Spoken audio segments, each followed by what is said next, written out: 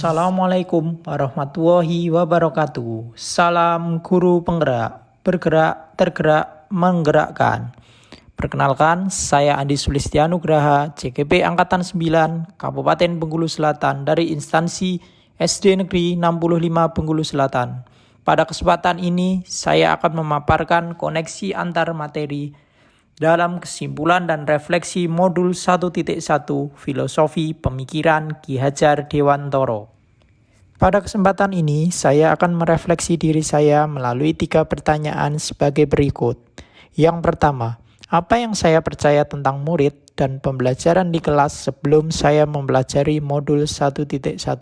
Kedua, apa yang berubah dari pemikiran atau perilaku saya setelah mempelajari modul ini?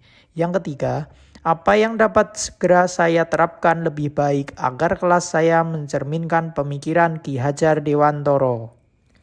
Baik, di sini saya akan menjelaskan satu persatu terlebih dahulu. Sebelum mempelajari modul 1.1, saya beranggapan bahwa murid adalah seorang yang dapat mengikuti apa yang diperintahkan oleh guru. Kemudian, setelah mempelajari modul 1.1 ini, saya menyadari bahwa setiap anak memiliki kodrat alam sehingga setiap anak itu unik dan memiliki karakteristik yang berbeda. Murid memiliki bakat sendiri-sendiri sebagai objek dalam pembelajaran di kelas. Tugas seorang pendidik adalah menuntunnya agar ia dapat mengembangkan kodrat alam tersebut sesuai dengan kodrat zaman. Untuk selanjutnya, sebelum mempelajari modul 1.1, saya beranggapan bahwa semua murid dapat mengikuti cara belajar yang dilakukan oleh guru, asal ia memperhatikan penjelasan guru dan rajin berlatih. Setelah mempelajari modul 1.1, saya sadar bahwa murid sebagai subjek pembelajaran. Merekalah pemegang kendali pembelajaran. Pendidik harus memfasilitasi belajar peserta didik agar mereka dapat menjadi manusia yang seutuhnya. Selanjutnya, sebelum mempelajari modul 1.1, saya beranggapan bahwa pembelajaran berpusat pada guru sebagai sumber ilmu. Setelah mempelajari modul 1.1, saya memahami bahwa pembelajaran seharusnya berpusat pada murid. Sebagai subjek, anaklah yang aktif dalam membangun pengetahuan mereka sendiri. Mereka berhak menentukan sumber belajar mereka. Jadi kita sebagai pendidik, apa yang kita berikan kepada murid berasal dari kebutuhan murid itu sendiri. Cara mengajarkannya sesuai dengan kondisi anak dan pendekatan yang kita pakai berdasarkan dunia anak. Karena sejatinya kita sebagai guru harus menghambakan anak. Kemudian, sebelum mempelajari modul 1.1, saya beranggapan bahwa tugas guru di kelas adalah mentransfer ilmu yang dimiliki kepada muridnya. Setelah mempelajari modul 1.1, pada kenyataannya tugas guru yang sebenarnya adalah membuat murid memahami pentingnya materi yang dipelajari, menumbuhkan budi pekerti, membantu mereka mengidentifikasi manfaatnya bagi diri sendiri untuk kemudian diterapkan dalam kehidupannya sehari-hari kepada orang banyak.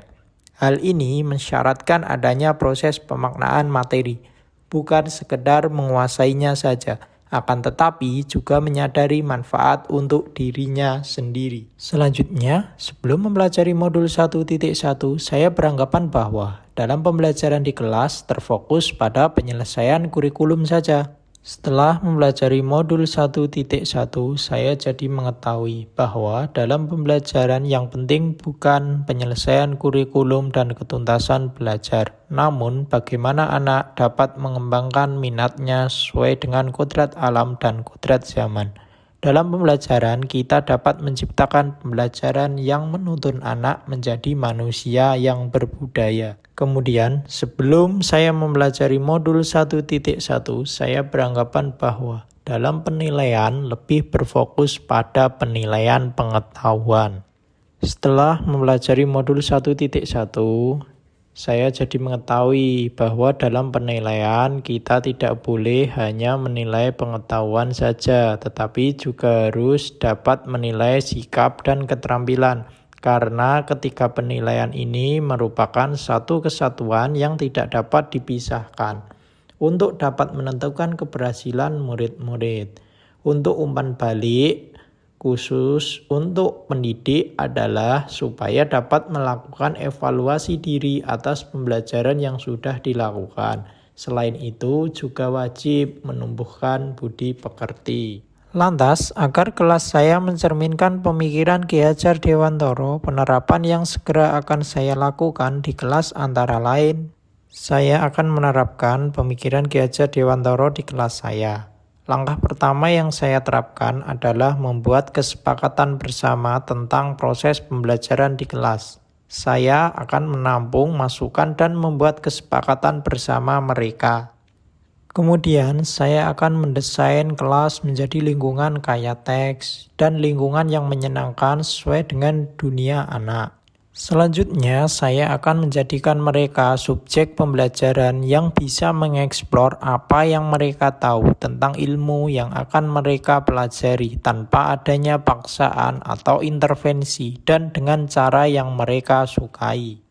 Kemudian, saya juga harus melakukan pengembangan diri agar menguasai strategi pembelajaran yang sesuai kodrat zaman untuk melatih 6 kecakapan abad ke-21 yang dikenal dengan istilah 6C, yakni karakter, citizenship, critical thinking, creativity, dan communication. Berikutnya, saya juga akan merancang pembelajaran yang interaktif dan menyenangkan, menerapkan merdeka belajar dan mengaitkan dengan penguatan profil pelajar Pancasila. Dan yang paling penting, tidak lagi menuntut anak, akan tetapi harus menuntun anak menuju tujuan hidup mereka. Selain itu, sebagai wujud dari tujuan pendidikan yang utama yaitu lahirnya anak yang tidak hanya kompeten dari segi akademis, tapi juga berbudi pekerti yang baik. Saya sebagai guru, selain memberikan tuntunan, harus bisa juga memberikan teladan yang baik. Jadi, anak tidak hanya melakukan apa yang saya katakan, tapi harapan saya anak mampu meneladani perilaku-perilaku baik yang saya contohkan. Selain sebagai upaya memotivasi anak agar berbudi pekerti baik, ini juga bisa jadi tantangan untuk saya pribadi. Bagaimana caranya agar saya bisa konsisten memberikan keteladanan yang baik, seperti guru itu sebagai sosok yang digugu dan ditiru. Yang terakhir, saya berharap saya bisa memaknai semboyan Ki Hajar Dewantara, yaitu ing ngarsa sung tulodo. Dari depan saya memberikan teladan bagi setiap anak didik saya. Hikmat yo mangun karso, di tengah saya bisa menjadi teman yang memberikan semangat serta tuturi handayani, yaitu dari belakang saya bisa memberikan dorongan moral serta semangat belajar. Kesimpulannya yaitu bahwa dasar-dasar pemikiran dari Ki Hajar Dewantara harus segera kita terapkan dalam proses pembelajaran di kelas ataupun di sekolah.